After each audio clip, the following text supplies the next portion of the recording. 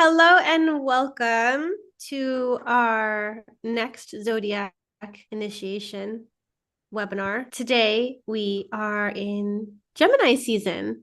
And so because we're in Gemini season, we are calling in the planet Mercury because this is the ruling planet for Gemini. And so we call this messages from Mercury. And we'll explain that a little bit shortly.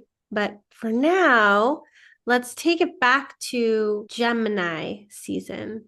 So Gemini season is from May 21st to June 20th every year.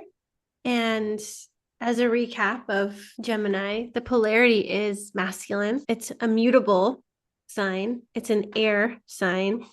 And it's in the quarter of awareness of self. Like I said, the ruler is Mercury, the planet Mercury, and it's associated with third house. Its perspective is personal because it's in the beginning of the zodiac wheel. The signs towards the end are transpersonal. So this one is personal, focused on the self. And then the beneficial qualities are that it is intelligent, curious, playful, witty.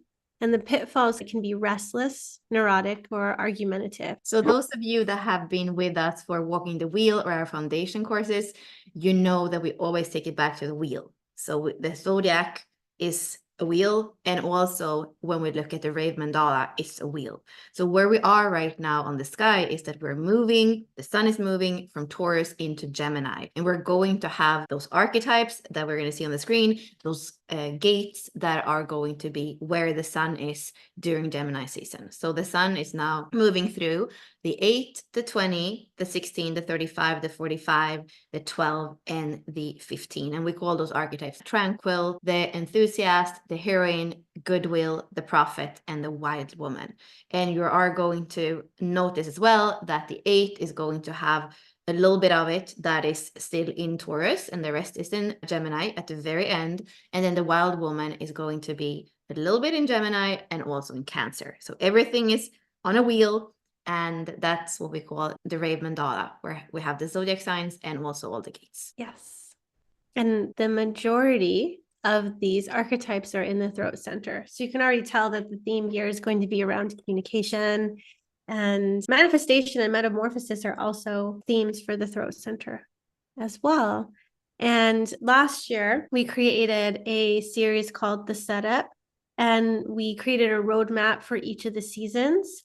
And when we went into Gemini, we created a masterclass to help you build a roadmap for that season. And it included a PDF that you could follow along with. We went into your own natal chart and said, okay, where's your Gemini? What planets do you have in Gemini? Where is Mercury? And we created fill in the blanks for it. We created a declaration of intent. We also let you know, here's what you can expect in Gemini season. Here's what you should probably accomplish or do or take action on during this season. So we created a roadmap for success so that you knew, what is this energy about? So I can utilize this energy in my life.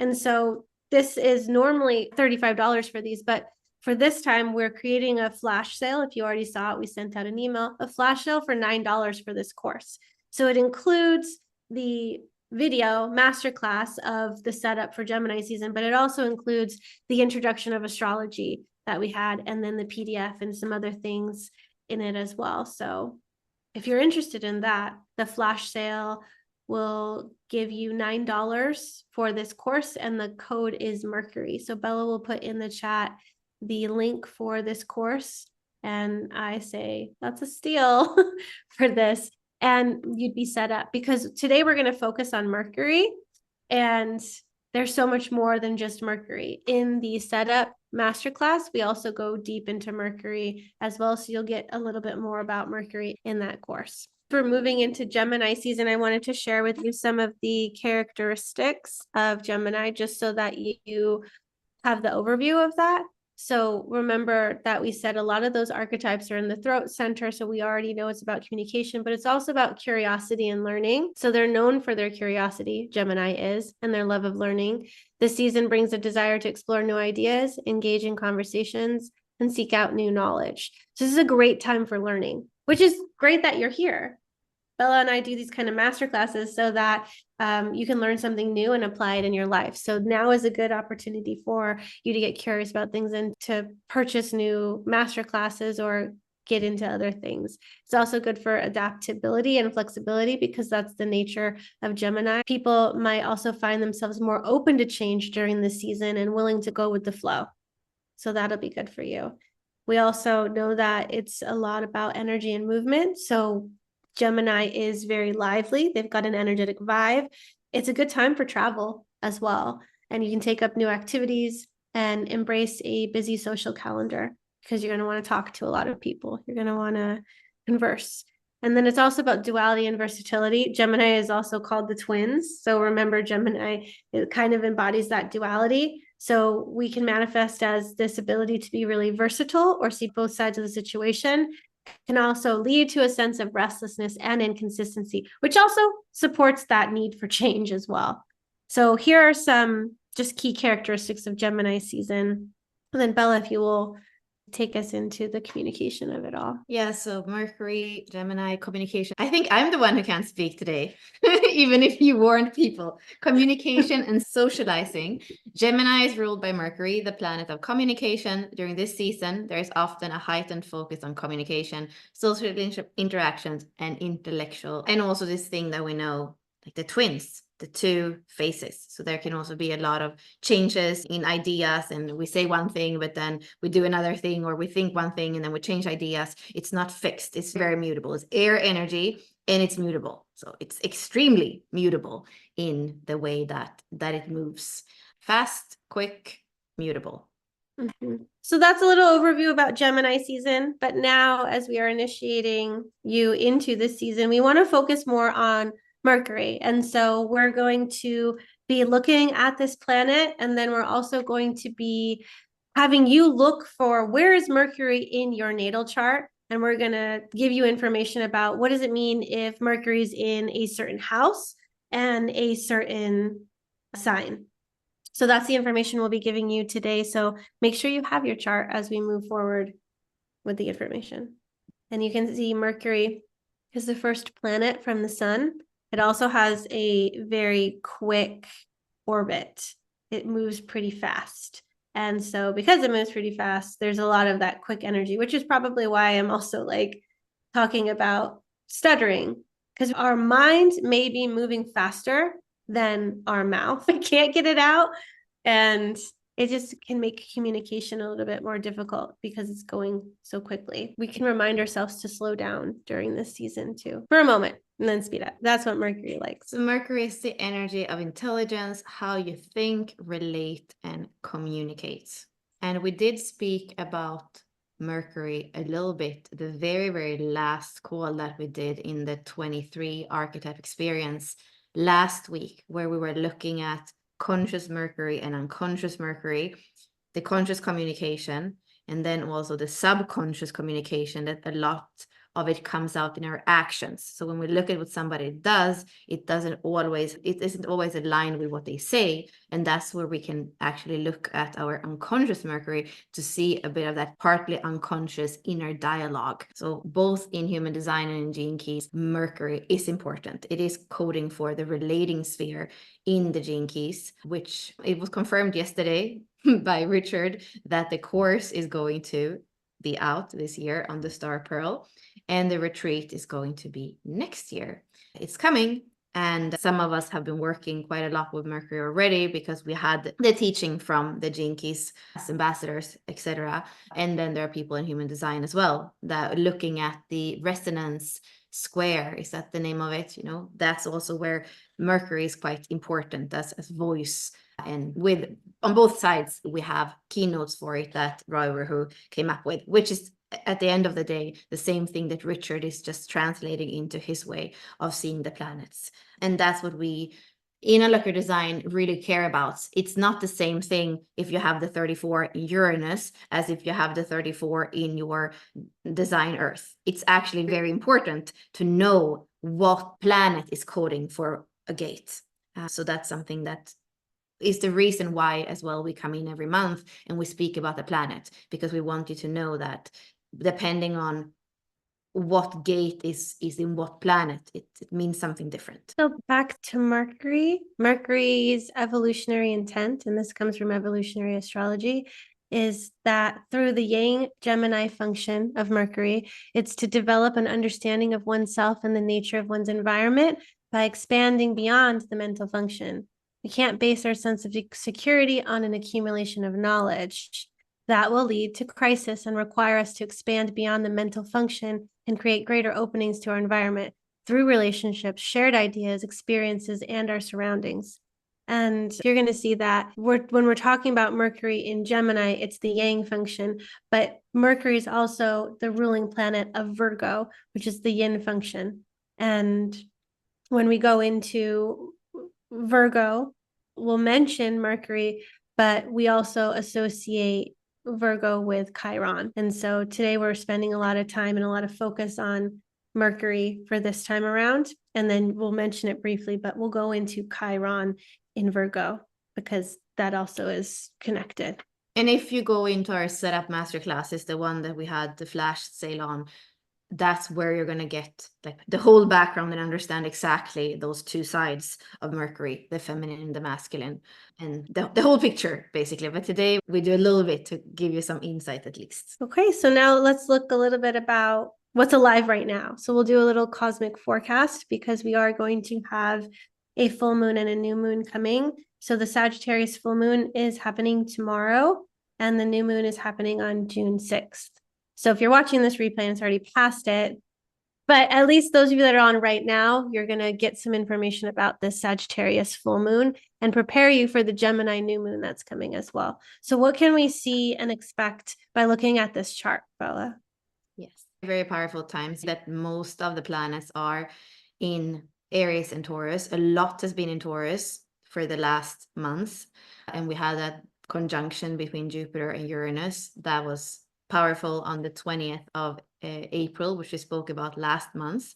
And now a lot of it is going into Gemini. So both the Sun and Jupiter is right now on this cusp. And then we have Venus, of course, as well. So the energy is going to change. If Taurus is an earth sign, it's fixed, it's slow. And then we're going into this energy that's masculine and quick and mutable. It's definitely a change in energy that we're going to start to feel. And it's going to have to do a lot with communication. It takes Jupiter 12 years to go through all the signs. And now it's going into Gemini. So it's going to be there for a year until June, I think it is 2025. So here, if we say that Jupiter is the expander, and Jupiter is also the law that tells us like, how can we expand? Before we expanded through Taurus qualities and looking at that, what do we value? What is the foundation? How can we make sure that we have material and financial security? Like all these things that were the law for the time that we had Jupiter in Taurus is now going to change and be Gemini. That is our rules. So that's going to be changing a lot. And it's going to be felt, of course, very much during this month where we also have the Sun there and we're going to have Venus as well. The full moon tomorrow morning Eastern time, it's probably both a culmination at looking back at everything that has to do with Taurus. I would say, what have you done? What have you learned about those Taurus qualities in your life for the last year, which is what, like I said, it has to do with a stable foundation, but it also have on the inner plane, it's ruled by Venus. So it has to do with self-love. It has to do with not only what's valuable on the outside, but how are you valuing yourself? What about your self-worth? All that is really good in this full moon tomorrow to feel into, because it's almost like you can break yourself because now the energy is going to shift and it's going to be new energy. So using that full moon to possibly do some rituals that are closing out Taurus and self-worth. And do you have the basics of what's valuable for the next 12 years? Did you set yourself up in a material stability sense with everything that's going to change? 2027 is just on the other side of the door. Are you set up for all the change that's coming? Have you done your best to simplify and to weed things out so that you have that core thing on the inside of what you value, how you value yourself, and on the outside in the material world? That's a really good thing to look at and feel into tomorrow. And with this, I was looking at it a little bit before. And here you see, it's so small for me, you see the 8 that is both in the Venus and in the Pearl. So this is speaking to us together with the individual channel in the 2551. It's still Aries energy and a lot of individual energy. We also have the 2034. I think that this is a little bit of a feeling into what 2027 is. We have a third line that's connected as well to part of the change that we already are speaking about in Gemini: trial, error, experience, change, and a lot of individuality, and a lot of that kind of busyness that we might be feeling when we go into the cross of the sleeping phoenix. So this is a little bit of a precursor of how it can feel. But it tells us a few things. The 8.6, both in the Pearl, the law or the legacy, and the IQ, that's going to be extremely important, our own unique style. And that's not just physical style and the appearance on the outside. It's a 6 line. So it's our style or our uniqueness on each and every level of who we are, on a physical level, on an emotional level, on a mental level, on a spiritual level. What is your uniqueness? That is absolutely part of what we're here to tune into. And then self-empowerment with the integration channels, the 34 and the 20. And like I said, the initiation channel that's there as well. And then what else? We also see the 19, both in the vocation and the SQ. And that is the pathway of realization. So even if it's a lot of this energy of trial and error and quick and self-empowerment, there's also a sensitivity that's needed for us to be able to navigate what's coming.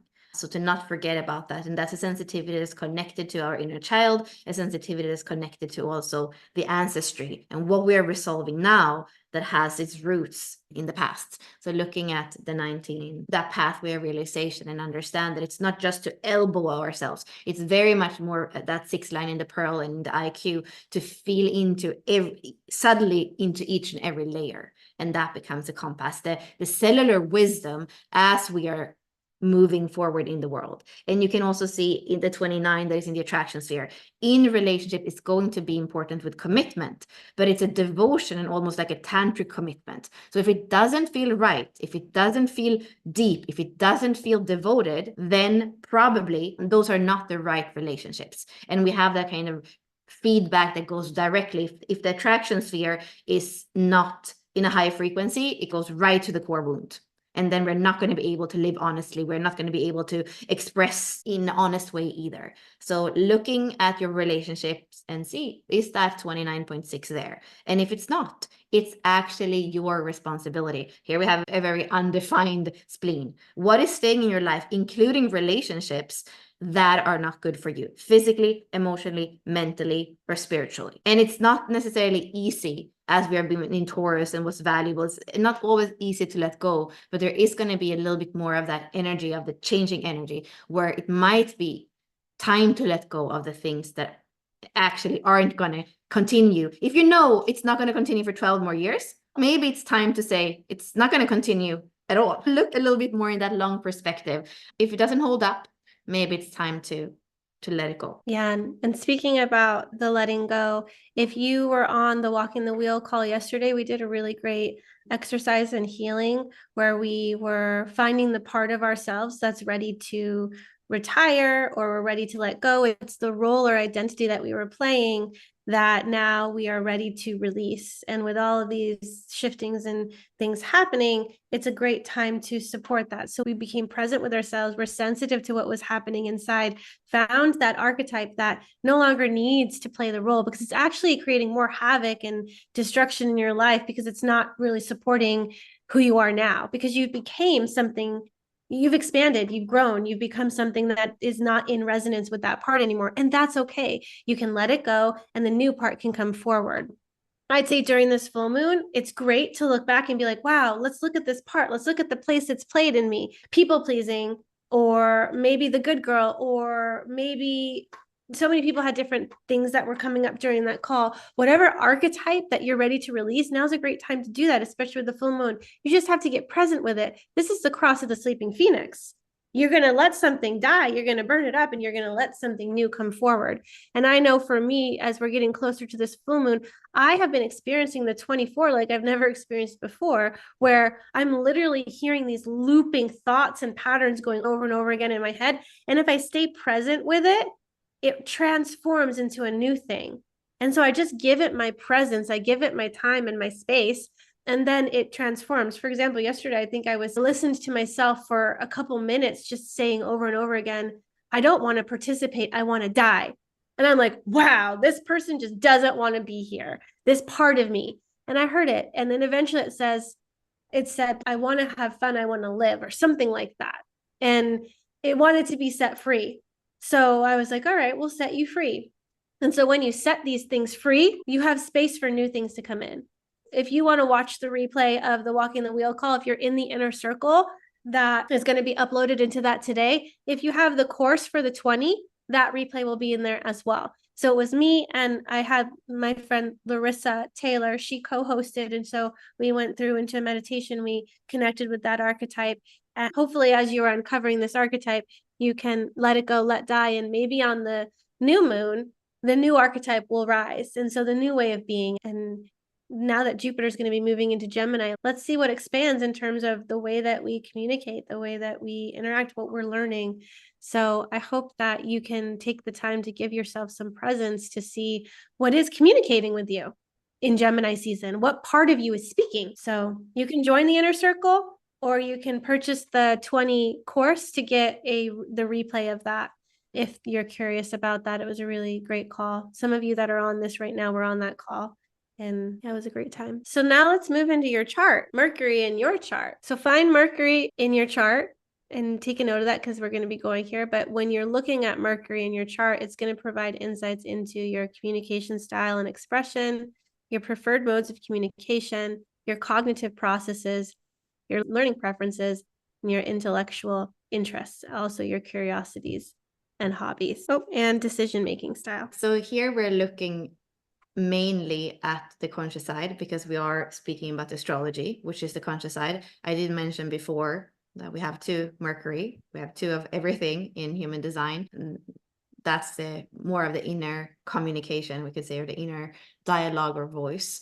But yeah, we're focusing on the conscious one. And because the way that the sky is set up, you're going to see on your wheel, on your astrological wheel, so in the next chart we can see that Mercury is always going to be close to your sun, because on the sky it's close to the sun, right? There's never even 30 degrees. I think the maximum degrees is 28 degrees away from the sun. Either it could be behind your sun or in front of your sun, but it's never going to be further away. We can see that in that part of the chart, that is very much what we're here to consciously do, and what we're here to consciously care about. They are together in that part of the wheel, the sun and Mercury. And it's often part of our sense making. So your conscious sun, your life's work, together with your Mercury, the way that you communicate, the way that you understand, the way that you analyze, they are never super far away in the wheel. They're always quite close together. So that's something to keep in mind for us. I didn't even remember or recognize that pattern, but it makes so much sense.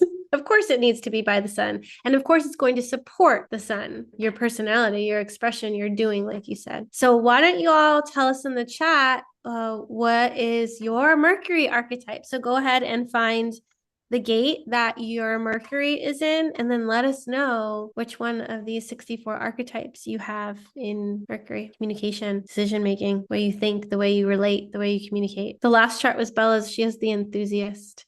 It's also very versatile. It's the gate of skills. How many languages do you speak? 6. Versatility and communication. There we go. Mine is the 57, so mine is the intuitive. Okay. So you found your archetype. So now let's see what sign. So this is a little bit of a jump into foundational astrology, where we are not only looking at the archetype or the gate and the line and understanding a planet in terms of that, we're actually going into foundational astrology. We're using our natal chart to look at Mercury and see what does it mean to have it in a certain sign and in a certain house. So here we have a little bit of an overview. So here you can see that Mercury spends less than 20 days in each sign. Mm-hmm. It's very fast. It goes through the whole wheel in 88 days. It's that magical time, 88, 89 days between our design date and our natal date, our birth date. Mercury has taken a whole going around and speaking to all the gates and all the signs in between the soul decides to come in the design date and then the day we're born. So here we can see in a summary of the Mercury placement. So the Mercury's placement in the signs provides a rich tapestry of insights into how you think, communicate, and learn. By understanding Mercury's influence in your natal chart, you can harness your strengths and address potential challenges in your intellectual and communicative life. So we're going to go through all of the zodiac signs. We're going to start in Aries. So Bella, we can go back and forth. I'll start with Aries. If you have Mercury in Aries, you can expect your style to be direct, candid, assertive, and sometimes impatient and aggressive. You're going to speak your mind quickly and confidently. The thinking process is going to be fast and decisive with a tendency to think on your feet. You prefer quick solutions and can be impulsive in decision making. And then the learning preferences are that you enjoy challenges and competition. You thrive on new and exciting information. You're going to also prefer streamlined learning and avoiding unnecessary detail. And you can feel the theme here. And this relates to Aries. So the way that we find your communication style, your thinking process, and your learning preferences is that we have to unpack who is Aries as an archetype. So then how would Aries think? Yeah, if Aries is going to be quick to move, quick to make a decision, that's how we're going to talk to. That's how we're going to think. And that's how we're going to prefer to learn. Spare me the details. Just give me the thing. Let's go. What do I do with it? Yes, and Aries is cardinal fire. So it's that starting and fire. So that's why those qualities make sense as well. If you have this, feel into if you relate and resonate with it. Can you recognize these qualities in yourself? Let us know if you are Mercury in Aries. And then Mercury in Taurus. So here the communication style, slow, measured, practical, thorough, deliberate, patient, and reliant on sensory information. You tend to think before you speak and value clear, straightforward communication. You take your time making decisions and your speech is generally pleasant and authoritative. And then the thinking process, slow and steady with a focus on practicality and reliability. You're good at thinking things through and making well-considered decisions. And here I would say, because we are in the world of human design, so depending on if you have a defined head and ajna, this can definitely be way more broad than what it says here. Just because you have Mercury in Taurus, it's not necessarily that you have this slow, steady, consistent. A lot of things actually go into that. But yeah, feel into it anyway, because it is the Taurus qualities here that are paired together with Mercury. And this would be, in the simplest sense, what that would give us as a result. The learning preferences prefers a stable hand-on approach and values concrete answers and practical applications of knowledge. Some of you were saying that you have Mercury in Taurus resonates. So that's great to be able to see that in yourself. And like Bella said, we're multifaceted beings. And so we can also be influenced by other placements as well. And if you have both your sun and your Mercury in Taurus, then yes, then probably, because that's possible because they're close, then this probably resonates with you even more. It would be different for you though, because you have Mercury in Gemini, even though you're a Taurus sun, because it's moving. Yeah, I don't resonate with the other one so much. Yeah, okay. Yeah, I don't recognize that in you. Mercury in Gemini. So the communication style here is lively, versatile, quick-witted, and curious. You enjoy engaging in conversations and exchanging ideas. You can be too logical and detached, and you're going to enjoy intellectual debates and can change your mind easily, unless you're a Taurus sun. And maybe you don't change your mind easily. There might not be a lot of changing easily, but that's okay. Thinking processes, multifaceted and adaptable. And you can process information quickly and juggle multiple topics at once. Yeah, I see that in you. Learning preferences, enjoy variety of stimulation, loves to learn new things, and is particularly drawn to mental challenges and puzzles. Bella also gets really bored really easily, and this might be because Mercury is in Gemini. She's like, all right, let's keep going. Let's go. Give me more. Okay. What else? She's very quick. Yep. Yeah. Yep. Everyone's, yep, that is correct. So move on now to Mercury in Cancer. Communication style, emotional, gentle, intuitive, and nurturing. You communicate with sensitivity and thoughtfulness. You're attuned to the feelings of others and often remember emotional details. Your thinking process, intuitive and memory-based, often relying on past experiences and emotions to guide your thoughts. You prefer step-by-step problem solving. Learning preferences, prefers a supportive and comfortable learning environment and values information that connects to personal experiences. So now we're back to the fire again. Mercury in Leo. Here we go. The communication style of these people are that they can be confident, passionate, creative, dramatic, and expressive.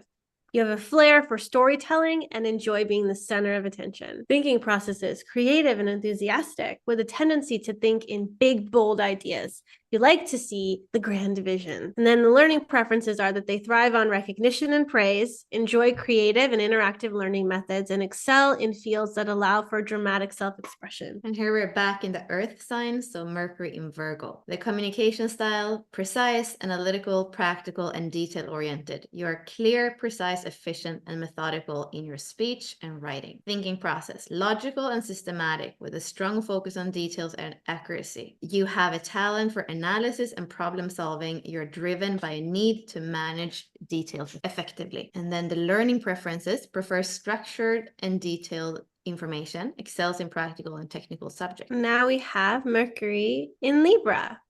The communication style of someone that has Mercury in Libra is diplomatic, balanced, pleasing, tactful, fair, and charming. You are skilled at seeing multiple perspectives and mediating between different views. You often use comparisons to make points. The thinking process are that they tend to be fair and objective with a focus on harmony and balance. You enjoy weighing options and considering different angles. You excel in mediation roles, but may struggle with indecision due to your desire to see all the sides. And the learning preferences are that you enjoy cooperative and interactive learning environments. You thrive in subjects related to art, design, and social sciences. That's me. I have it in Libra. I do feel, though, that you are becoming more straightforward, for good or for bad. I think when it's personal, I tend, and also I have the 6 in my life's work, and that's Virgo. So it's a little bit different, like Virgo, Libra. Me and my husband were having a conversation last night, and there were 2 people in a not very good situation, and he was taking the side of one and wanting me to take that side, and I'm like, no, they're both at fault. And I was playing this Libra role where I was like, this person did this and this person did this, they're both at fault, they both have consequences, there's no bad guy, they're both people that made poor decisions. But he's like, yeah, but that decision was worse. I'm like, no, they're both bad decisions. And so I saw my Libra coming in, it was really pissing him off. He's, they need to be accountable for their actions. I'm like, yeah, but are you the judge in this situation? Do you need to be the judge? It was a very interesting conversation. And I can't remember what he has in his Mercury, but I'm going to look it up and it probably makes sense because we're not going to be We're going to laugh about it after, I'm sure. Yeah, I think so. And then we'll go into Scorpio. Wait, let's see. Oh no, he has 8.3 is his Mercury. Oh yeah, connected to that self-projected stuff. So yeah, as he says it, that's the way it is. Don't come and say anything else. If you're a self-projected projector, whatever you say, that's the way, no other way. Really? That's to be in authority. That's your inner authority. It's said, so. Yeah, he's got the 8 on that side and he's got the 63 on the other side. So then once he discovers the truth, that is the truth. I'm sharing the truth. I'm contributing the truth. There's no other truth. It's so funny. Let's go back to deep waters. So if you have Mercury in Scorpio, your communication style, intense, deeply inquisitive, probing, and secretive. You speak with conviction and can be persuasive and insightful. Your delivery can sometimes be harsh. Thinking process, deep and investigative with a focus on uncovering hidden truths. You have a talent for research and understanding complex issues. You excel at strategic thinking and insightful advice. Learning preferences. Prefers in-depth study and subjects that involve mystery and psychology. Enjoys delving into the unknown. Thrives on challenges and has a natural affinity for mystery. I like people with Mercury and Scorpio. They can be my friends. Oh my gosh. Yeah, I recognize this in you too. You have really strong Scorpio placements. So doesn't make sense. Maybe others will find they'll resonate with different signs too. But if you look at your chart, you'll probably see, oh yeah, that makes sense. I have this planet in that sign. It's influencing your communication. And there's so many people that write to only me and Ashley in the chat. So make sure that you change your settings so that you write to everyone, because some of the things are really cool and not everybody can read them. Thank you for sharing with us. So Mercury in Sagittarius, if you have this, your communication style is optimistic, philosophical, enthusiastic, inspiring, and expansive. You enjoy discussing big ideas and abstract concepts, but can often struggle with the details. You enjoy stimulating and lively conversation. The thinking process is that you are very broad-minded and visionary, and you like to focus on the bigger picture, like we said. You're also drawn to exploration and learning through experience. You value freedom of thought. Learning preferences are that you prefer an open and expansive learning environment. You enjoy travel and exposure to different cultures and philosophies. And odds are experiential learning is going to be really important for you, and hands-on learning could be a beneficial learning style for you as well. And traveling abroad and studying abroad. And now we're coming back to Earth signs, Mercury in Capricorn. Communication style, practical, concise, methodical, disciplined, and serious. Communicate with a sense of authority and purpose. You easily break down information into manageable parts. Your thinking process is structured and strategic with a focus on long-term goals and practical outcomes. You're good at planning and organizing. And your learning preferences, prefers structured and goal-oriented learning, excels in subjects related to business, law, and management. Who has that? I don't know if they'd be on these kind of calls. I wonder if we have people with Mercury in Pisces or Scorpio, or what's the majority of people that we're attracting? Because this is the things that you are interested in. So if you have Mercury in Aquarius, your communication style is innovative, unconventional, and forward-thinking. You enjoy discussing progressive ideas and concepts. You also value unique perspectives and appreciate debate. The thinking process is that you could be abstract and visionary with a focus on originality and innovation. You are good at thinking outside the box. Your learning preferences include preferring a flexible and open-minded learning environment, and you enjoy subjects related to technology, science, and social reform, maybe cutting edge things as well, or new ways of looking at and approaching education.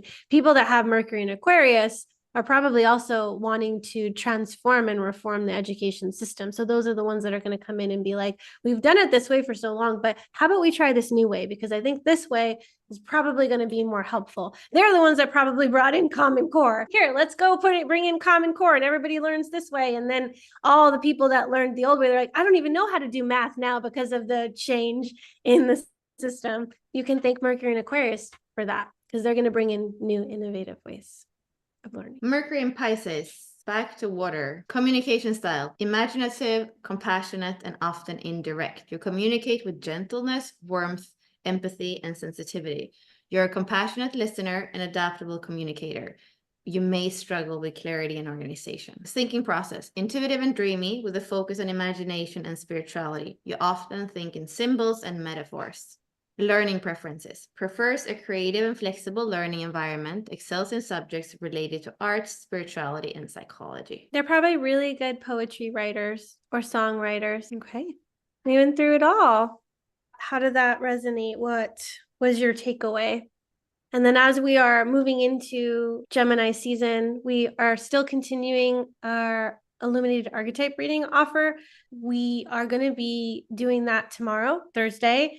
And we're going to be digging into the influencer, the tranquil, and the enthusiast. So you can go and register to attend this event. It's like this one where you have to register to come to the setup Zodiac initiation series. It's the same thing for the illuminated archetype readings.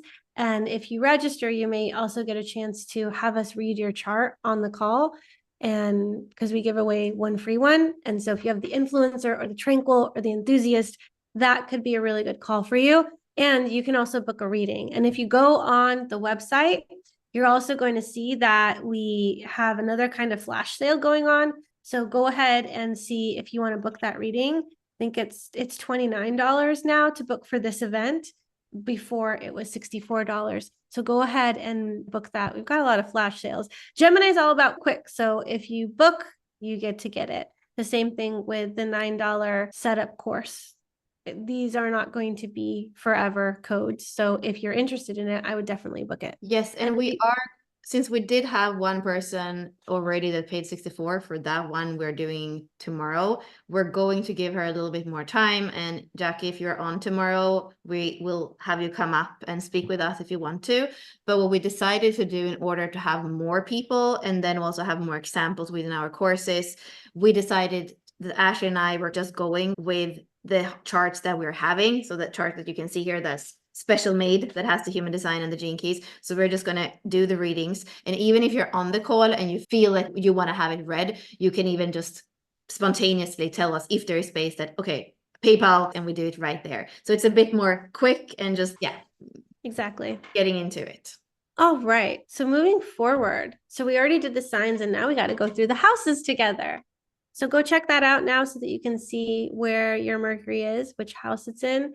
It might change depending on if you have whole house versus what's the other ones? Full house. Placidus, whole Placidus. house, equal house. Yes. Okay, cool. So Mercury's placement in the house of your natal chart reveals how and where the planet attributes of communication, intellect, and learning, and how it manifests in different areas of your life. I also would say here that we could potentially have done running through everything only once, 12 times, because if we say in Aries and Mercury in the first house, it's a bit similar. If we say Mercury in Taurus and in the second house, it's a bit similar. When we're doing modern astrology, the houses and the signs go together, they correspond to each other. So here, you could actually think about this as well, that when we're speaking, for example, Mercury in the third house could be similar as having it in the third sign. So it's either the third house or the third sign, the same thing, Cancer or the fourth house. So there's actually 2 times in both the last one and this one where you could listen, because you could either listen to the house or the sign, and they go from 1 to 12. So to learn as well and that's when you do the setup, you also learn the signs, what number the sign is, like direct for you to just know the sign that corresponds to a house. Scorpio is the 8th house, Sagittarius is the 9th house, Capricorn is the 10th house. Yeah, we'll make sure that we say that as we're going into the houses too. And just know that as you're like, for example, if Bella's Gemini and we said, okay, that's quick and that's very versatile, but where is she communicating? She's communicating in the 12th house. What is Bella doing right now? This is pretty much 12th house information. So she's going to be communicating about this kind of stuff. She's going to be doing it in this area. Whereas the 9th house, higher education and learning, theology, all that stuff, it's the same. Where am I communicating this information? In this. So it makes sense that Bella and I are together talking about this information because the themes of the 12th house and the 9th house, Pisces and Sagittarius, they are around. You can put human design, gene keys, astrology, all these things in these areas because it's about going deep into the subconscious and getting down into the nitty gritty of things here, like what's under the surface. And then mine is the teaching, the education, the learning about these different theories, about these different systems. And then the funny thing too is that I have the 57 in my chart twice and you have the 16 in your chart. So even just the overlap of us having those 2 gates several times popping up in different parts of our charts makes it also quite seamless in our communication. And we have said that so many times before because we have this versatility and this intuition. A lot of the things are not even said verbally. It's just something that we intuit. And even today, this morning, we were writing to each other about we should probably write some of these things down because we just make decisions and decide with a few words or a voice note on WhatsApp, but we don't really write it down many times. When you want some organization and be able to go back and see when did we decide that, when did we start, to really only work on intuition and versatility, sometimes lack a bit of that practicality and organization that the Taurus sun in my case and the Virgo sun in Ashley's case want. But because this is our communication style, we need to come back and weave it with our life's work in order for it to make a bit more practical sense. You know what we should do? We should hire somebody that's our assistant that is in our group chat with us and then goes and takes the stuff and puts the notes or organizes the thing so that we can still communicate in the intuitive way like we like to, but then somebody comes in and makes sure it's organized because then that makes our Taurus and Virgo feel really good. And then we don't have to struggle to do it. I want it to be easy. Okay, let's go Mercury in the houses. Okay, so Mercury in the first house is associated also with Aries. So it's about self-expression. You're quick-witted, communicative, and curious. Your intellect and ability to articulate ideas are integral to your identity. You come across as talkative and mentally agile. The traits here can be that you are restless, adaptable, versatile, easily distracted. The behavior of having that in the first house is that you're going to monopolize the conversation and you might not always listen. It's very personal focus. It's no 7th house. It's not Libra. It's not looking for your side. Let me tell you my side. Let me talk about this. I want to talk about this. Personality is that you could be mischievous, precocious, curious, and logical in new situations. And that is Mercury in the first house. And if it's in the first house, it's close to your ascendant. The first house is very much who you are. So here, Mercury and communication is going to be very close to who you are. self-expression, self-identity, self. Mercury is going to be connected to that in your case, in your life. And here we have Mercury in the second house. Values and finances. You have a practical approach to finances and value intellectual pursuits. You might earn money through writing, teaching, or other forms of communication. Traits. Practical, logical, focused on sensual stimuli. Dislikes being rushed, fixed in opinions, one-track minded. Personality. Financially aware, uses and knowledge to make money. So second house is about that stable foundation. It's connected to Taurus as well. So if you have Mercury in Taurus, you're going to resonate. And Mercury in the second house, you're going to use your Mercury, this way of communicating, to create value, to make money, to create that stable foundation for yourself. Yes. So where you communicate is where you're making money. Your voice is making you money. Mercury in the third house. It's like double. We got Gemini here. Gemini is associated with the third house. So if you've got Gemini and Mercury in the third house, that's a lot of communication. That's a lot of talking. That's a lot of Gemini traits. So communication and learning. This placement enhances your communication skills and love for learning. You are likely to be articulate with strong ties to siblings and neighbors. You may excel in areas related to writing, speaking, or teaching. Your traits are that you're curious, adaptable, and versatile. You can be easily distracted, talkative, and also be a list maker. Your personality is that you are interested in reading, teaching, community involvement, and that you might have a short attention span. Mercury in the third house. And that is connected to what you're interested in, because this is part of the communication. When Mercury in the third house, this Mercury is going to speak to your interests and also what interests you in others, possibly. And then we have Mercury in the fourth house, which is also connected to Cancer, home and family. You may have an intellectual home environment and value family discussions. You might be interested in genealogy or family history and often think about your roots or emotional foundations. Traits: imaginative, subjective, retains information well. Behavior: prefers studying at home, is a traditional thinker. Personality: interested in history, psychology, and politics. And here it's connected again to family. And it can also, fourth house can also be some of those challenges that are there from childhood, so that your life and how you communicate and what you're interested in has to do with as well resolving, we could say, some of those childhood themes, so that you can grow up and become the unique being that you came here to be. Doesn't it feel good to recognize yourself in the description? You're like, oh, it makes sense. Oh, it feels good. It feels really good. Oh, yeah, that's me. Wow. I didn't know how much the cosmos influenced me as a person. Yeah. I see Davina here in the chat. I have my ascendant in Cancer, and sometimes I don't, or often the traditional family home themes are absolutely not how I live my life.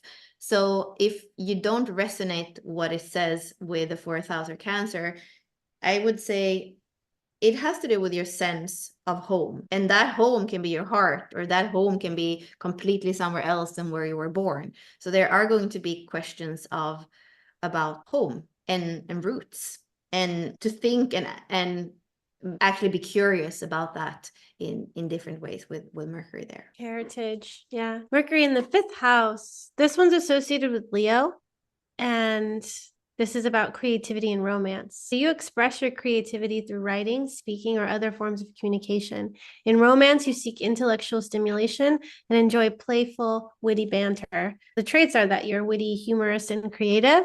The behaviors that you enjoy games, mimicry, teaching, possibly multiple romantic interests. And when it comes to personality, you're entertaining, intellectual communicator, and you take pride in children's talents. This is related to children as well, because the fifth house is creativity, romance, and also children. We can also speak about the fifth house of what gives you life. So if you have Mercury there, communication, understanding, analyzing, curiosity is going to make you feel alive. It's going to give you life as well. And here, if you have Mercury in the sixth house, which is corresponding as well to Virgo, work and health. You're detail-oriented and analytical in your work, excelling in tasks that require precision. You may be interested in health and wellness and could work in fields related to communication or service. Traits: detail-oriented, analytical, organized. Behavior: overthinks, hypochondriac tendencies, restless. Personality: helpful, good with crafts, or mechanics, interested in health and diet. And the 6th house has to do with work or everyday habits.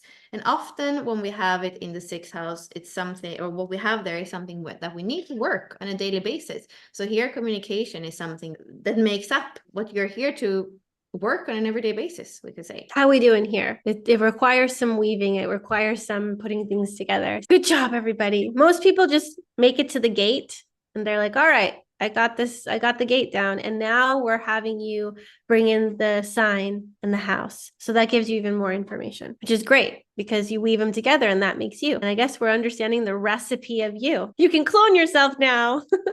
Just kidding. Okay, partnerships. 7th house is associated with Libra. Libra is connected to partnerships. So here, communication is key in your relationships. You're going to seek partners who are intellectually stimulating and may be drawn to those who share your love of conversation and debate. The traits are that you are debate loving and that you see multiple perspectives. Behavior is that you enjoy one-on-one communication. You also play as the devil advocate. In your personality, you crave intellectual partners, you analyze relationships, and you're quick-witted. I can recognize all those things because I have Mercury in Libra.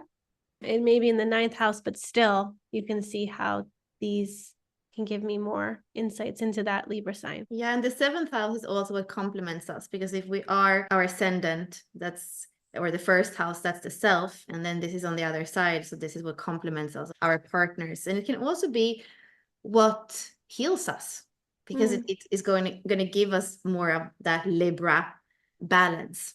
So when you have Mercury there, to have conscious communication and healthy communication, it's also something that makes you feel really good. And then we have Mercury in the 8th house, and the 8th house is connected to Scorpio. Here we speak about shared resources and transformation. You have a probing mind and are invested in uncovering hidden truths. You might excel in research, psychology, or fields involving shared resources and transformation. Traits: curious about motivations, analytical, investigative. Behavior: persuasive, strategic, speaks with authority. Personality: interested in finances, medicine, research, and the mysterious. And we also say with the 8th house that it is what kills, because it's part of having done that whole journey through the wheel, the personal journey, the social journey. And then we come here in the moment of really merging and allowing us to be penetrated by something, or surrendering, so that we can die and then come up and live the transpersonal science that comes after in a higher octave, we could say. So if you have Mercury there, these kinds of themes, and also communication, is something that transforms you. It kind of leads you to maybe question everything and throw everything away. And then there is a transformation and something on the other side. Also, as you were reading this, I was thinking about criminology and detectives and people that are looking into people that crimes or that kind of stuff, like who did it and why did they do it and all that stuff. It just really resonates with that 8th house Scorpio nature. They're going to be really involved and invested in uncovering that kind of information. That's cool. Mercury in the 9th house is also connected to Sagittarius. So 9th house Sagittarius, and it corresponds to philosophy and travel. So you are intellectually curious about different cultures, philosophies, and beliefs. You enjoy travel, higher education, and discussing big ideas. Your mind is open to diverse perspectives. The traits are that you're curious, enthusiastic, and knowledgeable. The behavior can be that you're a quick problem solver, you share ideas, and sometimes impractical advice. Your personality is that you're interested in different cultures and enjoy learning and teaching. If I didn't have kids or go to college immediately after I graduated, I think I would have traveled the world, because now I'm realizing I want that, but I don't think I knew exactly who I was when I graduated high school. So now I'm like, I really want to do this. This is what I want, which is why we're probably going nomadic, to get a taste of travel and different places and spaces. Yeah, because the 9th house is what illuminates us and what gives us a sense or a purpose. So that's why you want to respect both the planets that you have there and what they stand for, and then the sign that you have there, because that's what's going to give you that illumination and sense after having died in Scorpio in the 8th house. Oh no. We're making our way through. This is all 1st house, 2nd house. It's numerical, where we came before and then where we're going. So here's the 10th house. Am I doing this? Okay, I'm doing this. There's so many. There's 24 of them. Okay, Mercury in the 10th house Also corresponding to Capricorn, career and reputation. Your career may involve communication such as writing, teaching, or public speaking. You're known for your intellect and ability to articulate ideas, which can enhance your professional reputation. Traits: good with language, authoritative, versatile. Behavior: multiple jobs, frequent changes, brings fresh energy. Personality: attracted to dynamic jobs, skilled communicator, recognized for ideas. And yeah, the 10th house is the highest point in the sky, right? So it's what we're looking for, what's up there, what we're looking for, and how we can get over ourselves as well, we could say. That's where our midhaven is. Mercury in the 11th house. So this is associated with Aquarius, and we can look at this as being concerned with friendship and goals. You are communicative and sociable in group settings. Your intellectual interests often align with your friends, and you can be involved in organizations or causes that require communication and idea sharing. Your traits are that you're curious about people, community focused, and intellectual. Your behavior is that you could be attracted to novel ideas, be fair-minded, and adaptable. And your personality is that you're forward-looking, interested in group interactions, trends, and teams. And the 11th house is what makes you stand out. And it can also be how groups and people recognize you.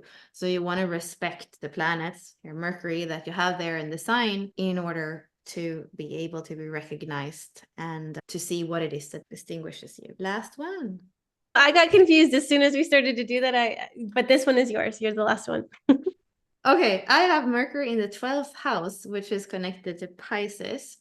Subconscious and spirituality. You have an active and imaginative mind that thrives on introspection. You may be interested in spiritual or psychological studies and often prefer to keep your thoughts and ideas private. Traits: perceptive, intuitive, and secretive. Behavior: overanalyzes motives, can struggle with objective communication. Personality: interested in metaphysical world, absorbs knowledge intuitively, and is discreet. This is a bit of having Mercury in the 12th house, but in Gemini, it has a kind of interesting combination to it because this one is very far out. And at the same time, to have it in Gemini, it's very right there and it feels very home and it's very easy to communicate. So like I actually said before, often the way of communicating is maybe more a Gemini way, but the subjects and the things that I bring forth has more to do with spirituality or the occult or the 12th house. What might be secret. It seems like I'm bringing through the secrets sometimes when I shouldn't. You're always bringing through the secrets. I'm already sitting here thinking, oh my God, I should not have said the thing about the star pearl. I was probably not supposed to say anything about the timeline. Oh my God, I did it again.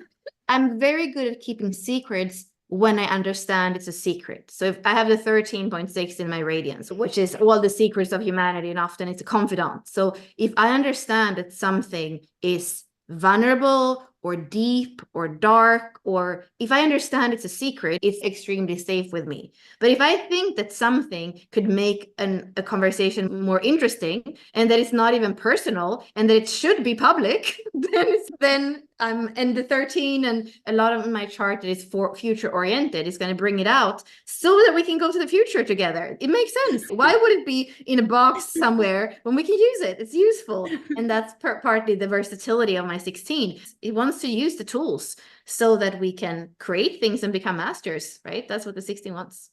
There we have it. That's why we all need to understand ourselves better. So then we give ourselves permission slips. And then if we can understand other people, everybody gets to just be themselves. Let them be.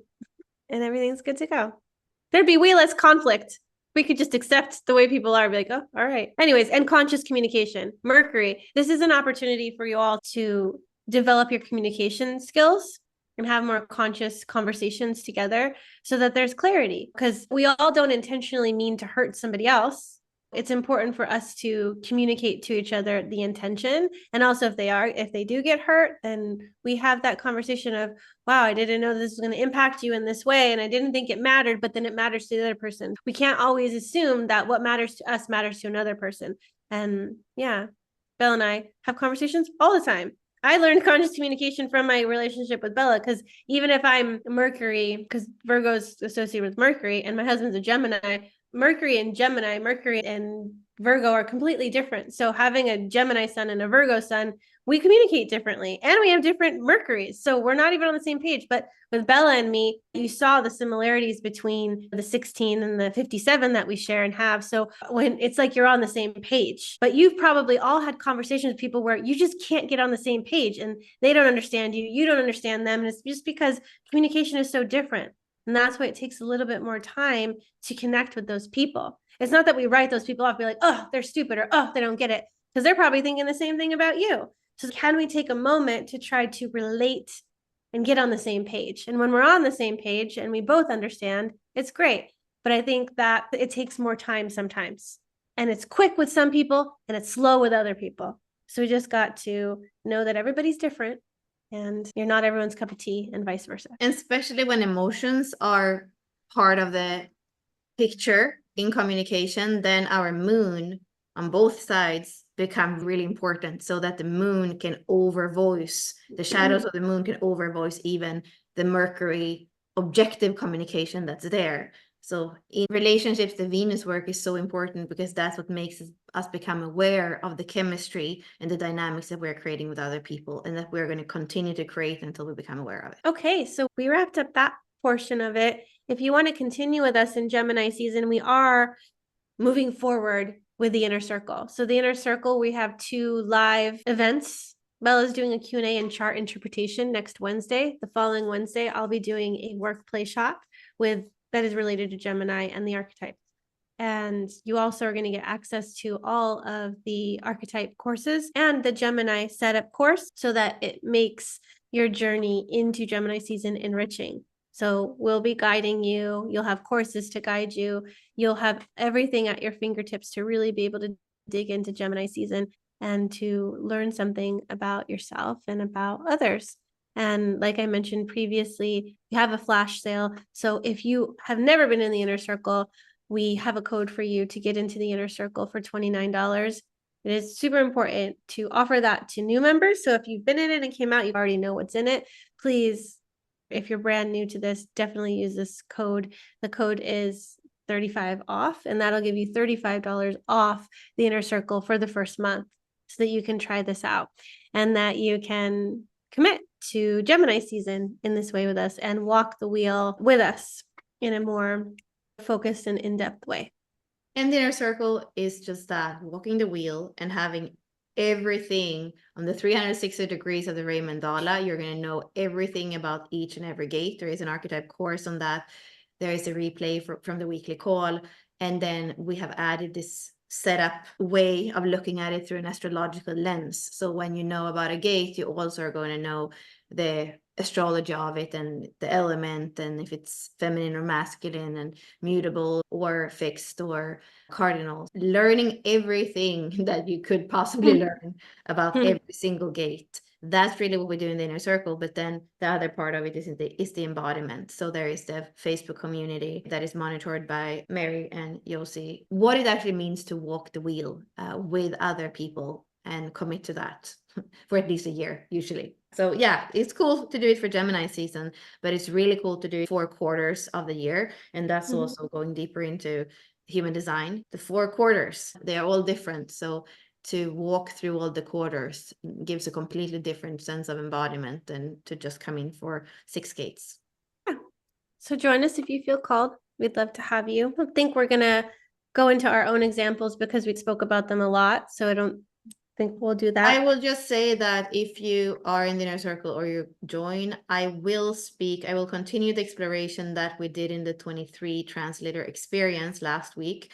So we are going to look at our charts, the conscious Mercury and the unconscious Mercury, and to weave those and understand them a little bit more. So for Ashley, that would be her conscious way of thinking, the 57.4, and then how is that connected to the unconscious, which in her case is the 53.2, which happens to be conjuncture core wound. So in her case, that exploration would be important and powerful.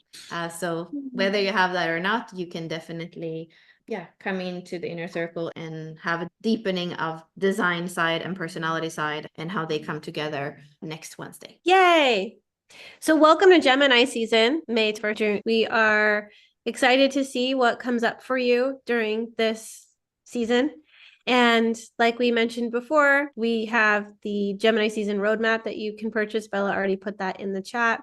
And then this is everything that's included in the inner circle. And if you're new, you get that all for $29. Each of these courses are $55 each. That's all included in the inner circle. It's high value. And then tomorrow, this is free if you just want to know more about the 8, the 16, and the 20. We're doing those Illuminated archetypes. Those archetypes. So you can come in just to learn more about those gates, or if you want to have us look at your chart, that's a possibility too with the flash sale that is in half right now. So a lot of little quick changes in pricing more than anything. Gemini brings in the quickness.